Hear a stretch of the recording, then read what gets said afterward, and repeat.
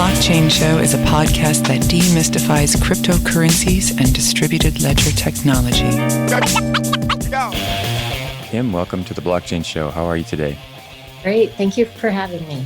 It's my pleasure. Before we get into any of the topics to come, if you wouldn't mind introducing yourself a little bit to the audience and telling us about yourself, please. Great. Yeah, I am Kim Hamilton Duffy, Director of Identity and Standards at Centre Consortium. And I joined Centre to work on Verite, which is Centre's decentralized identity effort, sort of a standard protocol set of libraries that let people use decentralized identity methods in crypto finance use cases. So I've been in the decentralized identity space for a while and, working on these efforts of getting people in control of their identity data, in control of who gets access to information about them, and basically restoring trust in online interactions for individuals. Yeah, that's very good. And definitely impressive background. I'm real grateful that you could be with us today.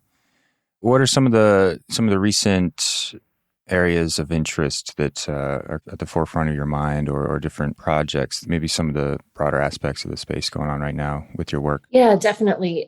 So we launched the first Verite release back in February of this year.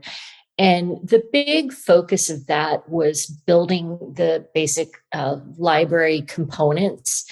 Really focused a lot on software developers, how they would integrate these methods into their existing products, whether that's centralized financial institutions or DeFi protocols. So we're really laser focused on some core DeFi scenarios. And the biggest, I would say our biggest sort of North Star when we were doing that was approaches we were starting to see in Web3 and DeFi, where, there are certainly some use cases where identity attributes are useful to blockchain interactions.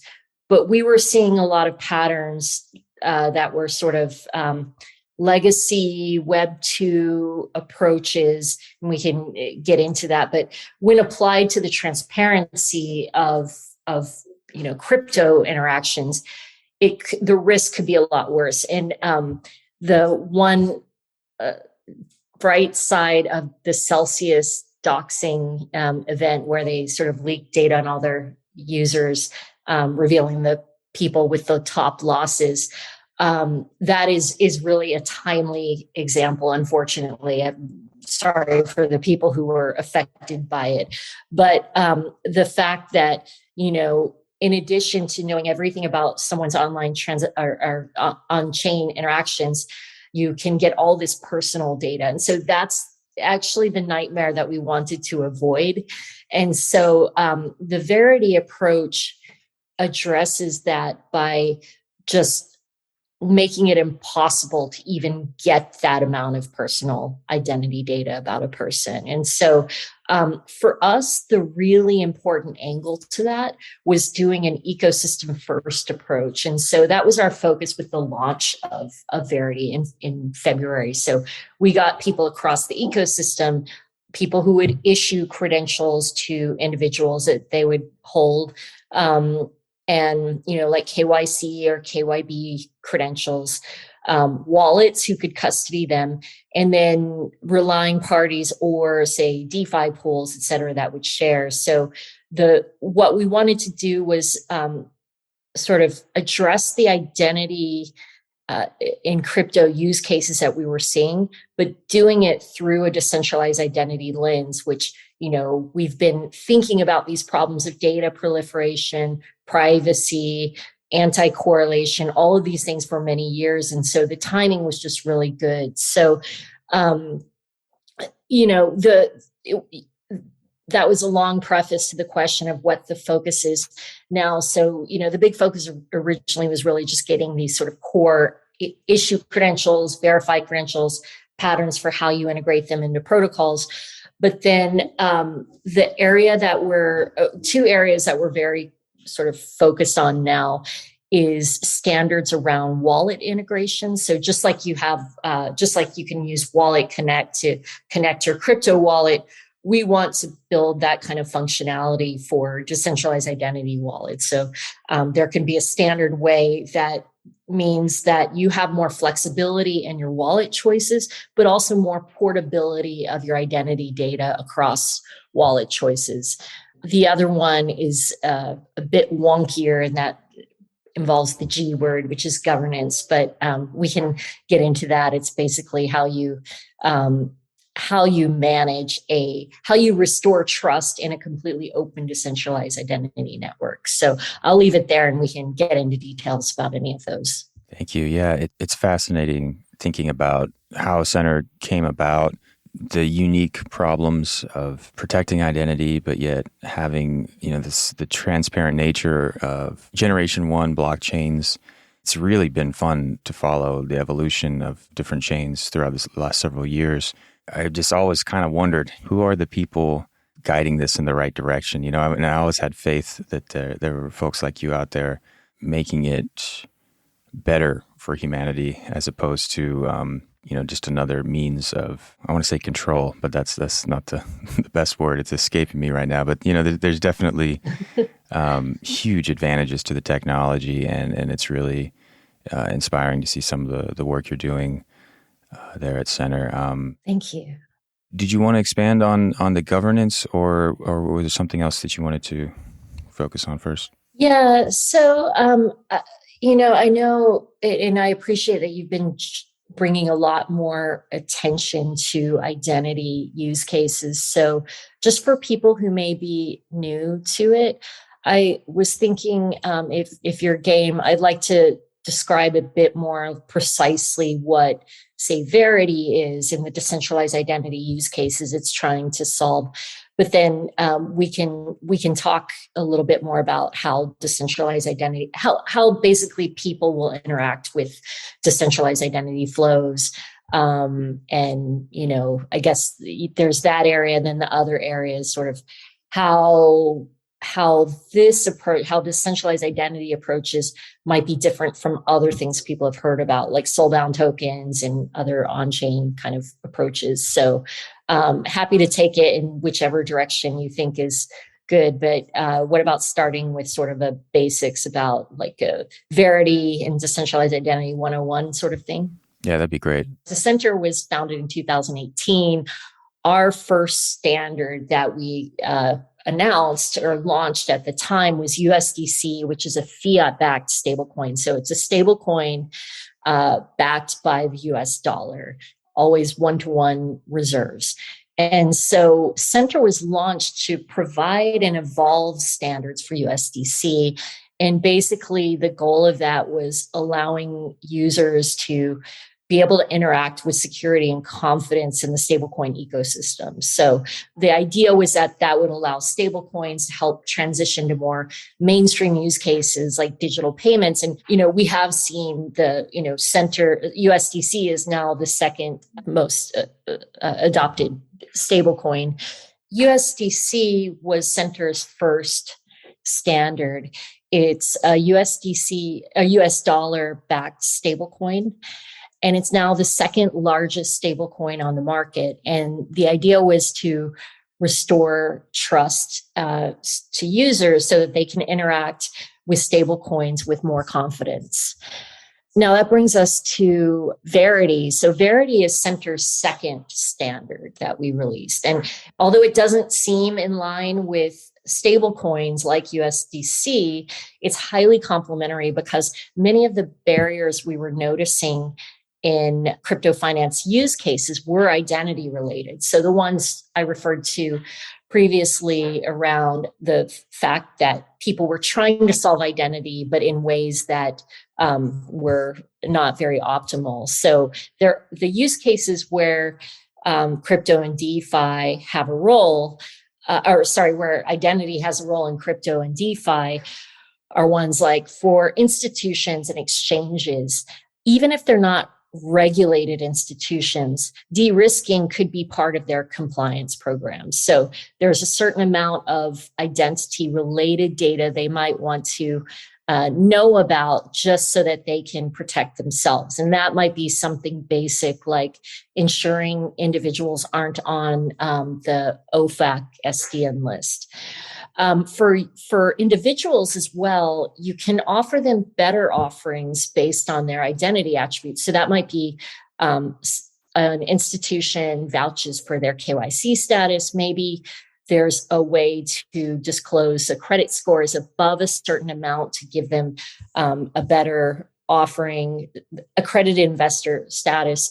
But I think the one tying to sort of the Web 2 parallels that are Web 2 patterns we didn't want to repeat are basically reduced friction. So right now in Web 2, when you sign up, every new financial service you sign up with, or every new basically online service provider you interact with, you're sharing and resharing all the same identity attributes every time.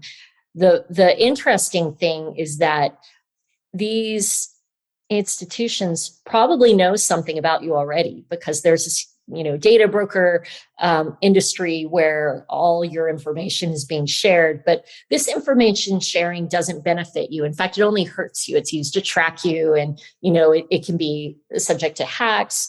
And so with these decentralized identity approaches, you get to collect these identity claims, like maybe your KYC status.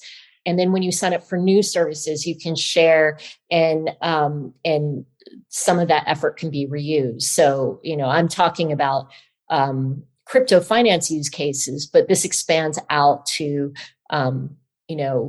new kinds of credentials. So, where we were going with just bringing decentralized identity was that it's really aligned with the ethos of crypto and DeFi. So restoring individual agency, privacy, composability, and then the fact of, I'll call it like, you can't dox your users. And that's a little glib, but that's roughly it. So to describe then how an individual interacts with it. So people control their identity data. And that's packaged as, I've been using the term credentials. That refers to a W3C verifiable credentials standard. And that's this flexible, lightweight wrapper or envelope that can store a variety of claims. It could be that you've been KYC'd, or you're a accredited investor. It could also be evidence that you completed an online course or attestation to your skills. So it can carry just a wide range of credentials. So issuers, which are institutions or other people, issue credentials, let's say KYC, for example, know your customer, directly to individuals. Individuals store the credentials in a wallet. So, we use these wallets to manage them, and they could be dedicated identity or credential wallets, but the protocols, they're open standards, and they could be integrated into, say, MetaMask, the wallets you're already using. And so when people go to interact with other people, organizations, DeFi pools, et cetera, the DeFi pools, if they understand decentralized identity protocols, can prompt people to, connect their wallet and share credentials or subsets of credentials. So by that, I mean, the W3C verifiable credential data model supports zero knowledge proof type disclosures so that individuals can share exactly what they need and no more. And so, that's basically the flow of how individuals interact with Verite and with decentralized identity protocols in general. Yeah, that's fantastic. I've often wondered how you would get these different institutions to play ball, for lack of a better term. It often seems like with technology, it moves so fast that oftentimes government is, when they do finally get around to, setting rules or regulations, it's there has to be a big problem or something to kind of force the hand of different tech companies. And I always was kind of hoping, hopefully that we can kind of, well, not me, I'm not in the space, really just an observer, but to regulate themselves, and I'm just kind of curious, how you've been able to get so many of these big chains and blockchain-based apps involved and I mean, can you speak to that at all? Definitely. I think the really nice thing about both the use cases, the crypto finance use cases, and the types of flows we're trying to enable, that really resonated with a lot of chains, DeFi protocols, et cetera, because they were seeing use cases where they needed identity data, and the patterns, we kind of hadn't connected the dots. Like, we were a lot of the decentralized identity focus was more on classic Web 2 scenarios, and so some of us started realizing, this is perfectly suited for these kind of putting individuals in control of their data. And basically, it was very philosophically aligned. So we were kind of preaching to the choir when we were saying, hey, individuals should be able to custody, control their data. And that wasn't a controversial statement when we were talking to, say, Verite potential partners. So that part was really great. I think so I'll say, like, the struggles that come with that is a lot of our focus on that side has been kind of meeting users and meeting the ecosystem where they are. So, things like, one reason that soulbound tokens or identity tokens, people were using it, is it's a primitive that works really well with, the current flows, right? And so you have to sort of do a lot of messy development work to make the toolkits such that decentralized identity approaches can be integrated into these solutions. So I think that's sort of the first focus of Verite. We focus on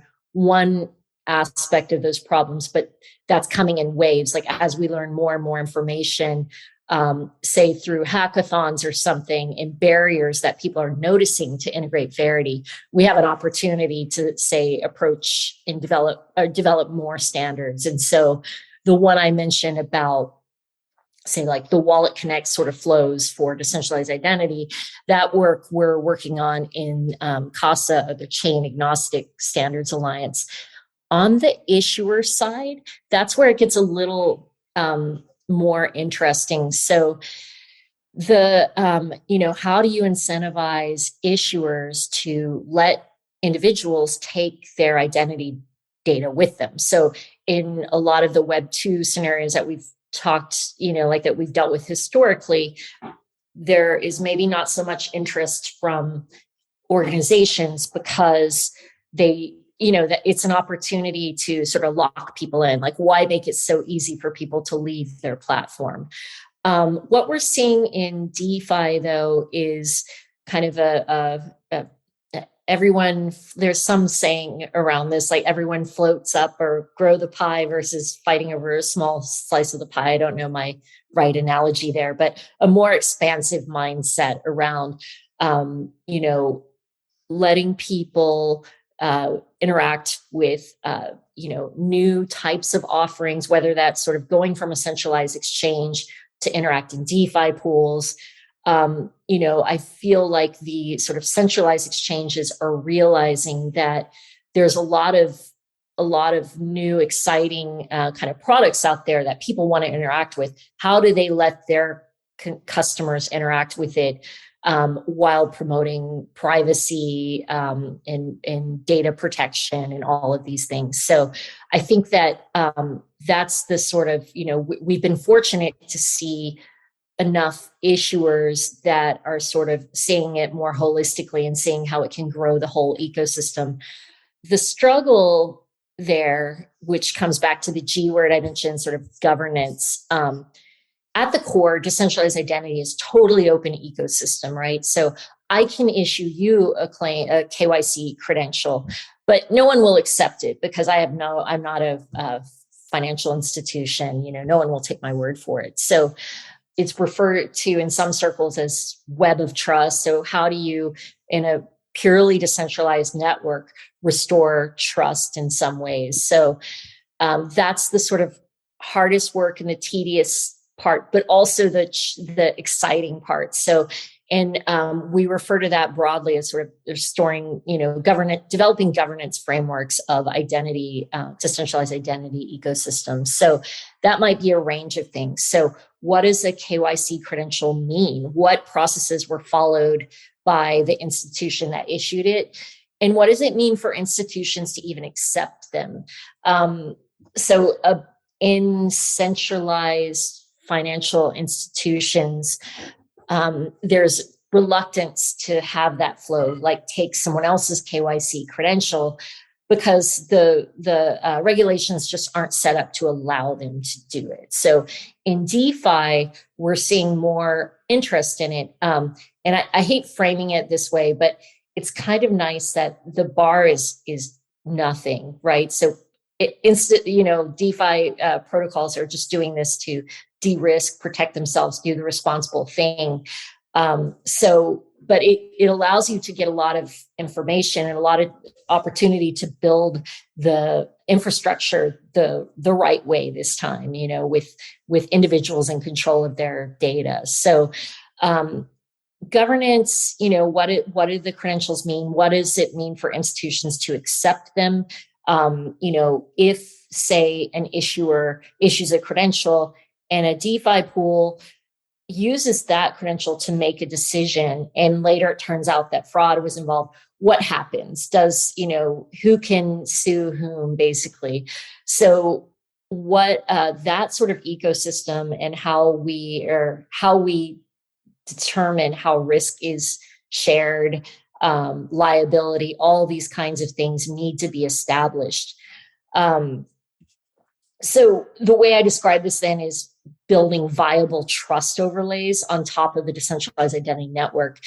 And the big part of that is we also want to make sure that people aren't using it because they trust one single issuer of credentials, because that's exactly the system we don't want to build. So say like everyone's signing up because they like, say, vendor A, who's a Verite provider, but no other issuer is issuing credentials, but everyone trusts vendor A.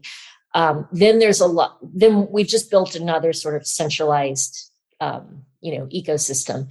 So we need to make sure that not a single vendor, not Centre, et cetera, determined how the standards evolve, how we ensure it encourages competition and avoids favoritism. And then those flows that I've described, like when I talk about KYC, those are kind of boring credentials, like KYC, accredited investor, credit score. That's sort of easy wins that really make a lot of sense to get started with decentralized identity in terms of where it's at.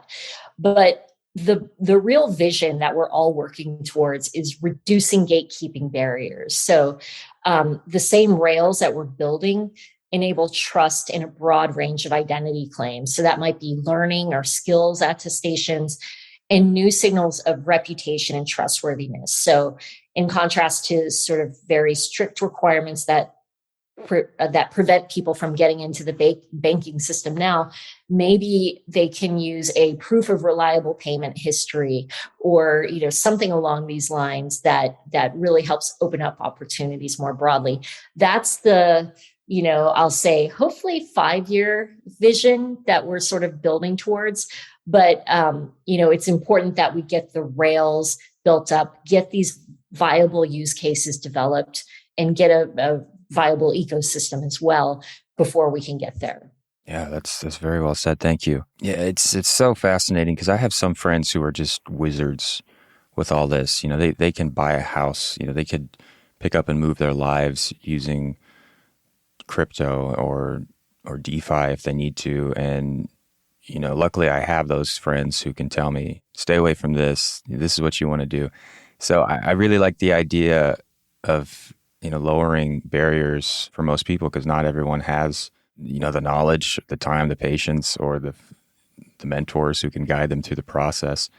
Because I know it's available for everyone, but realistically, most people are not going to be getting involved right now when they see, all these news articles about hacks happening or and oftentimes that's kind of slanted in one direction.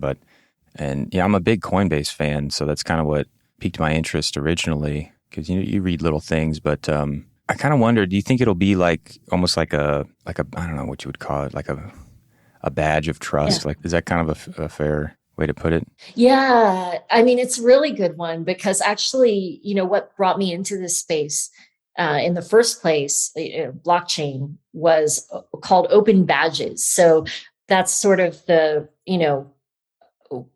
first use case that this sort of really got me into the space was the idea was blockchain for educational credentials, and the schema specifically was open badges. And so the idea was that by anchoring credentials to a blockchain, there are some improved characteristics for people. I thought that was ridiculous at first, but then looking into it more, what it was doing was solving the decentralization and availability of this well-known in the educational space open badges schema. So open badges, historically, the most common form of verification was directly hitting an issuer website. So say you've completed a course and the course provider gives you an open badge. And then say you use that to go apply for a job.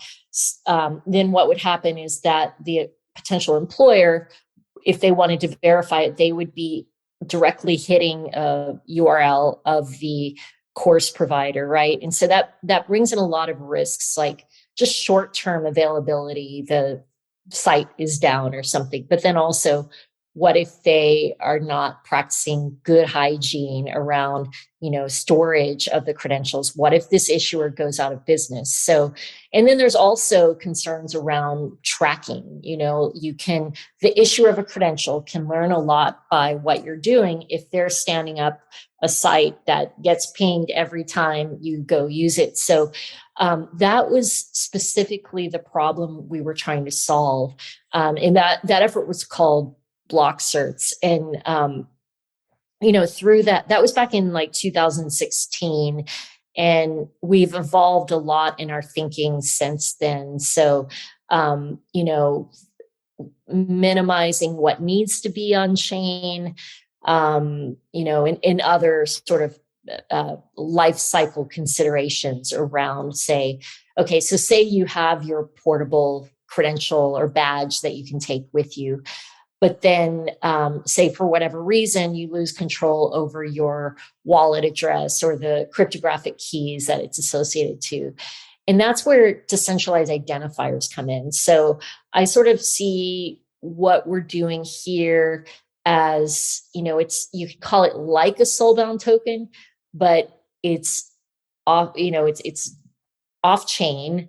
And so it can contain a lot more information that, you wouldn't necessarily be comfortable sharing with the world, but also it supports cryptographic key life cycle. So key rotation, meaning you don't necessarily, like if you lose control over one key, then you can recover and not lose that identity claim.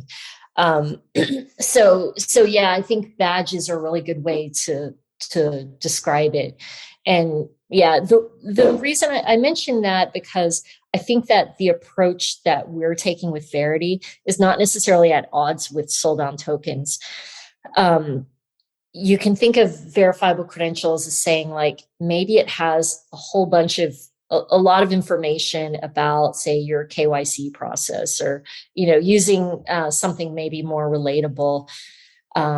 Maybe it has the equivalent of your transcript for all your grades or something, but then you wouldn't necessarily want to share that information in a way that's correlatable on chain, but maybe you'd be okay sharing that you graduated from high school or from a university or something, and maybe that thing could be represented on chain. So I think like what we're really focusing on is figuring out how to the best practices around what's on chain and what's off.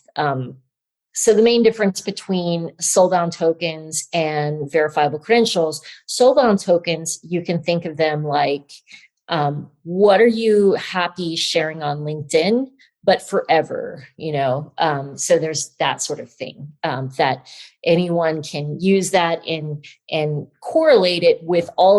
possibly correlate it with all your spending activity.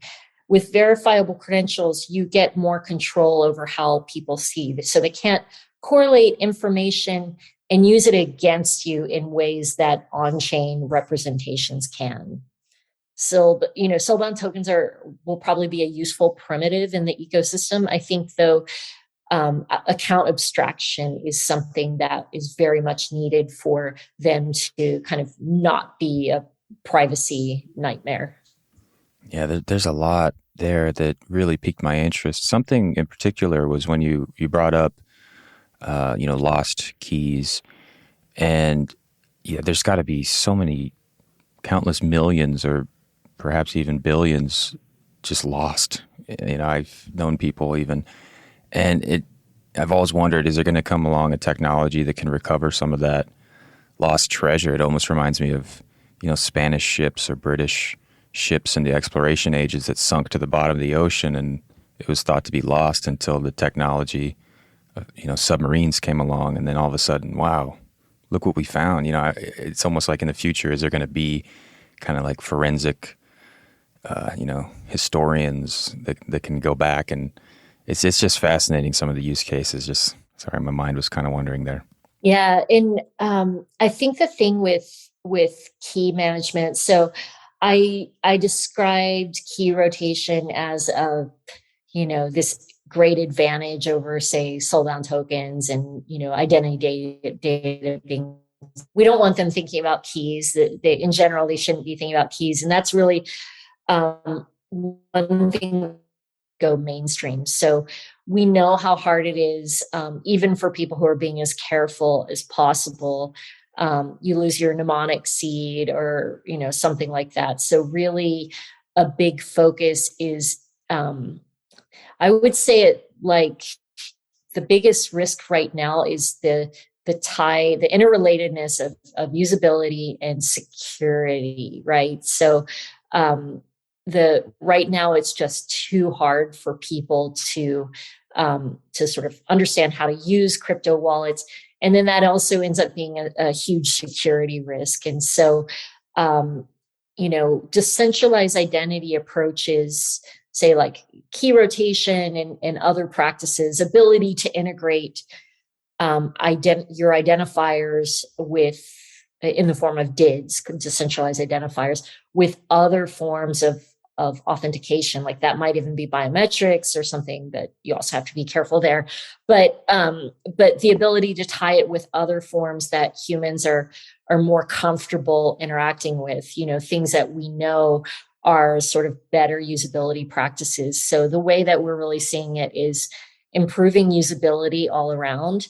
And then that also increases security and confidence of people interacting. And we really need that before people are relying on not just decentralized identity wallets, but also crypto, like crypto wallets in mainstream. People really need to have that trust restored before they're confident interacting in their daily lives.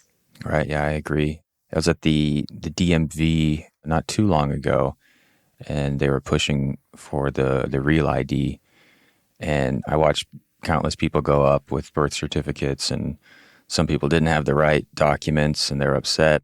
And then I just wondered, like, man, when is it going to get to the point when we can just be issued, some sort of like exactly what you're talking about, but from the start, that just kind of reduces a lot of the friction.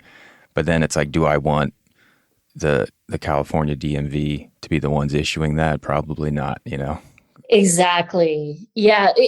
That's a really good point. Right now, the state we're in, we call it pseudo digital ID. So like if you're signing up for, say, financial service provider online, they might ask you to upload a digital copy of your driver's license, but it's just you taking a photo of it. And so there is a lot of effort to make those be in digital representation. But you're right, there's the risks, the idea of, say, imagine that the state DMV could actually track all of your activities, like every time you use it to board a plane, to purchase alcohol, anything that for which someone asks for your ID. Now, the good news is that the digital driver's license efforts like mobile driver's license and verifiable credential equivalents, we're really trying to bake in those privacy protections from the bottom. But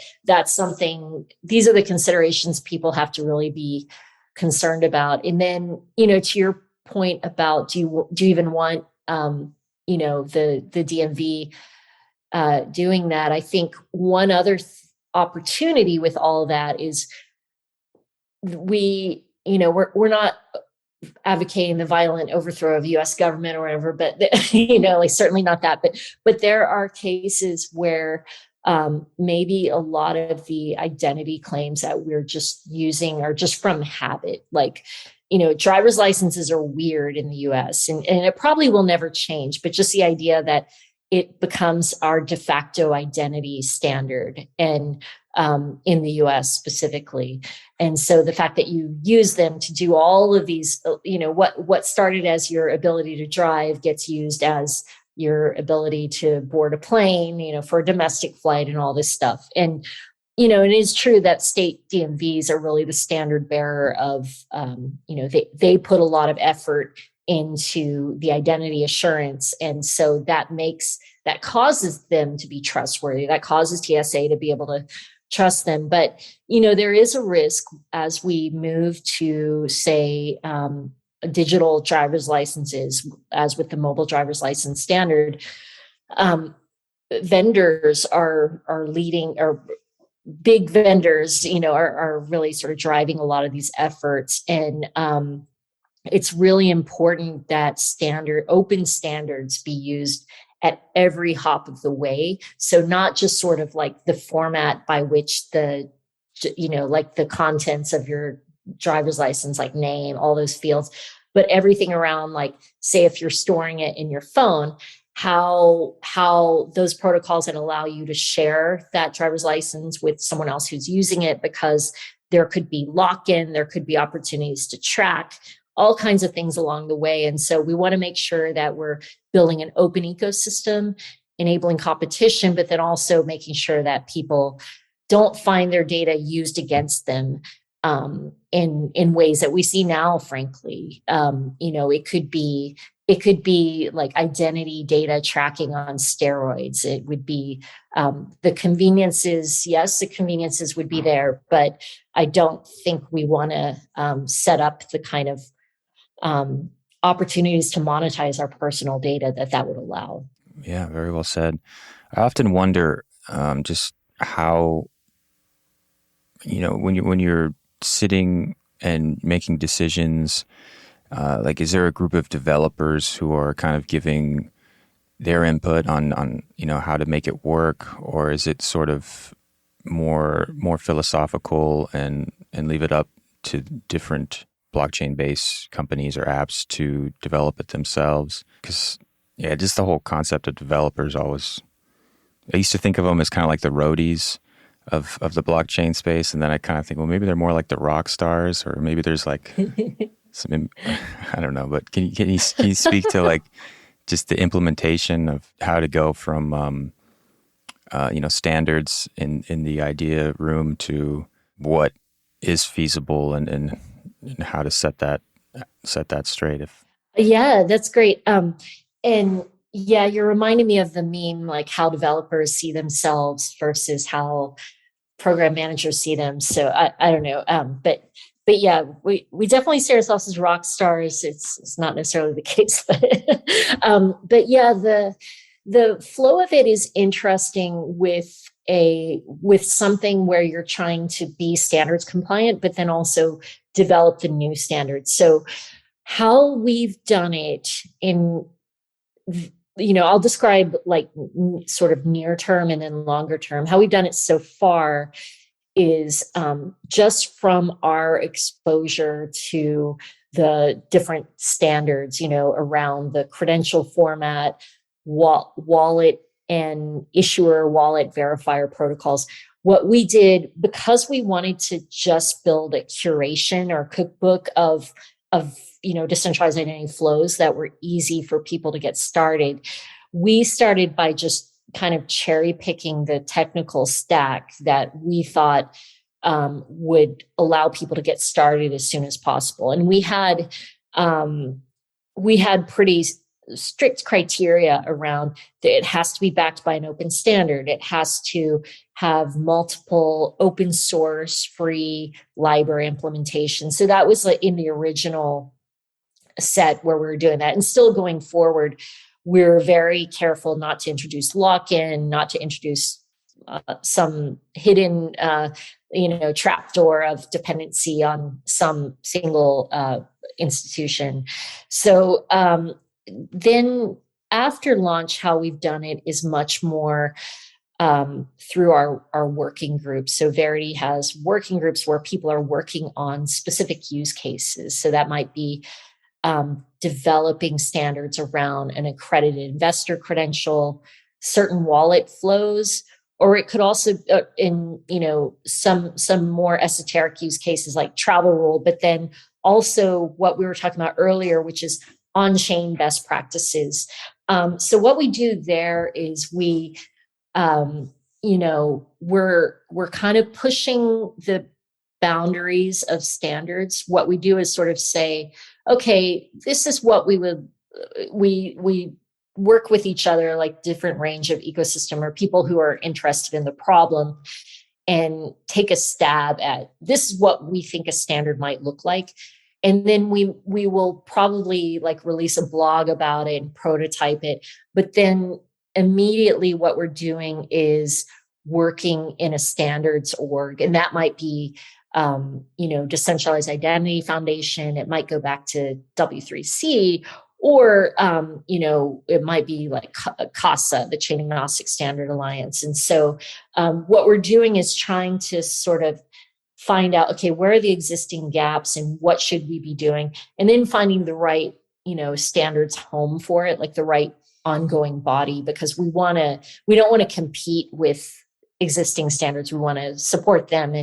And so that means then in our open source with Verite, you might see a little bit of, we have a little bit more tolerance because we're trying to build for the next scenario, the next use case. So we try to make that very clear, like which ones are the more stable ones. But to summarize, we're doing it from a variety. Is sort of like the motivation is always some use case, maybe some friction. People can't do it easily with Verite right now, or it's something new. So then we work through our working groups and, propose something, get that standards track in parallel with prototyping it. We also have people who have just, proposed some, maybe they're not showing up to the working groups, but they submit some feedback on GitHub or through Discord or whatever. And they've been suggesting some great ideas, sometimes directly pull requests to the code. So I think though long term, and this comes back to the governance discussion, longer term, we've been lucky because we have very, there's not been really friction. There's not been strong disagreement over what direction it would go, but you can inevitably see that over time there will be, one person wants to do this, other person wants to do that, how you tie break. So having clearer process around the governance and evolution of the standard can really help that going forward. And that's key to really ensuring the ongoing success of the standard, because otherwise everyone knows and says, okay, really, they say it's a standard, but really that organization is making all the decisions. That hurts all the credibility of the standard. It's really interesting. And I definitely do think you are a rock star. That's my vote. Thank you. It reminds me so much of kind of my background in music and being in the studio. You'd have engineers who came from a music education, and then those who came from more technical computer or electrical. There's the folks who know the physics, the acoustics, how to gain stage, how to look at meters. It's all very scientific. And then you have the engineers who have a little bit of that, but they're more musicians at heart. They're artists. This is what the song needs. This is what I'm going to do. It's a weird field, audio engineering, a mixture between art and technology. I really get the sense that, you and your team, you have such a credible knowledge of the space, and you're able to kind of zero in on what's important and also have the know-how to execute it. It's just really comforting knowing that you're there, kind of, because Thank you. yeah, I mean, the whole idea of governance, like it's like when I became an adult and I realized other people who were adults were making the decisions, and is terrifying because I'm like, oh, well, maybe they have like 30 years more experience, but in 30 years, I don't think I'm going to feel a whole lot different than right now, other than maybe knowing some more stuff. But Exactly. So it's really fun to watch the industry evolve. We've had hiccups along the way, but yeah, well, I'll just give you the opportunity to leave us with any closing thoughts you'd like. Yeah, well, actually, you teed up a great kind of line of thought around, talking about the engineers with the more technical background, some who are more in it with the music background, thinking about it, sort of from a more holistic angle. And I think that that's really the things that I described. We kind of need everyone working on it. There's a risk always when you're having conversations that skew very technical, that the people working on it aren't up-leveling enough to say, like, hey, this is what we're building. We need people who are sort of privacy experts or usability experts, all these kind of expertise. And so that's something I've noticed as an ongoing opportunity to do better for all of us working on technical standards. How do we communicate better about what we're building? Because if we may not be bringing in the right expertise to really build a user-focused system. So I think that's really my, thought I'll leave with, is that we need everyone interested in individual, sort of control over their data, agency, ability to improve privacy. If this is something that you're interested in, it's not just a technical line of work. It's something where we need everyone thinking about it. And so if anyone's interested in learning more about Verite specifically, you can go to verite.id. That's Verite with an E, Verite.id. And that has some information about getting involved. Centre is centre.io, CENTRE. Everything seems to be spelled in a way you wouldn't expect, so I apologize for that. And, there are a lot of groups, a lot of decentralized identity standards groups that are working on these problems. And, we're happy to put you in touch with those as well. Well, that is excellent. Kim Hamilton Duffy, thank you so much for your time. It's been an absolute pleasure. I appreciate you taking the time to come on, and just really grateful for the work you're doing. Thank you so much. It's great talking to you.